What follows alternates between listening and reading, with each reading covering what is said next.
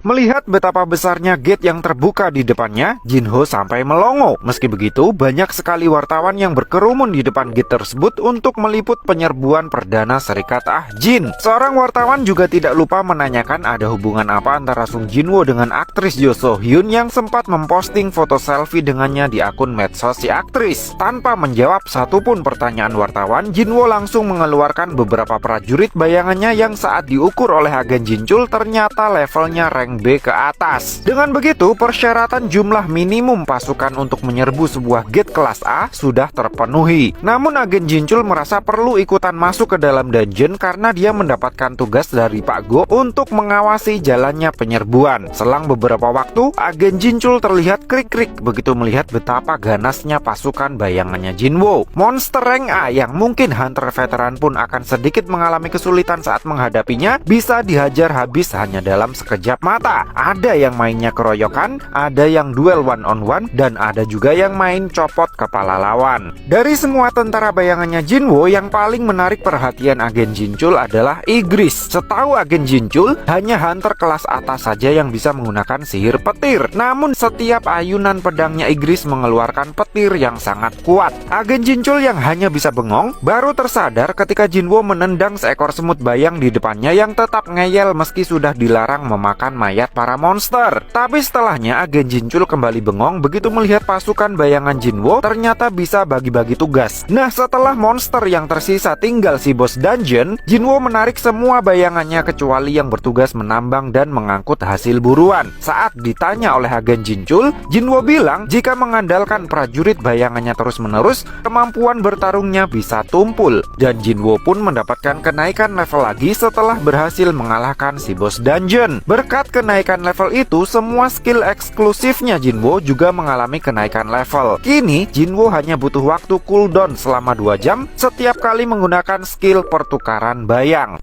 Agen Jinchul jelas terkejut. Sisik naga yang terkenal sangat kuat sebagai bahan untuk membuat perisai nyatanya bisa dihancurkan dengan mudah oleh Jinwo hanya dengan 2 bilah pisaunya. Setelah itu matanya jadi semakin melongo begitu melihat Jinwo membangkitkan jiwa si bos dungeon untuk dijadikan sebagai tentara bayangannya yang baru yang kemudian diberi nama Jima. Karena si bos dungeon sudah kalah, dungeon akan segera tertutup dalam 1 jam. Di luar dungeon, para wartawan yang masih setia memburu berita terlihat shock begitu melihat bayangan besar muncul dari balik gerbang. Namun begitu yang keluar ternyata adalah Tusk yang membopong mayat si bos dungeon. Semuanya tampak terkejut. Siapa sangka gate kelas A bisa diselesaikan secepat itu. Sementara agen Jinchul terlihat pucat pasi seolah baru menyaksikan pembantaian massal. Dan memang seperti itulah yang dia laporkan kepada Pak Go. Pak Go sendiri kemudian merasa bersalah sudah menyebut Jinwo sebagai one man raid karena sejatinya lebih layak disebut sebagai one man guild. Di saat yang sama, sebuah gate berukuran raksasa muncul di langit Shinjuku, Jepang.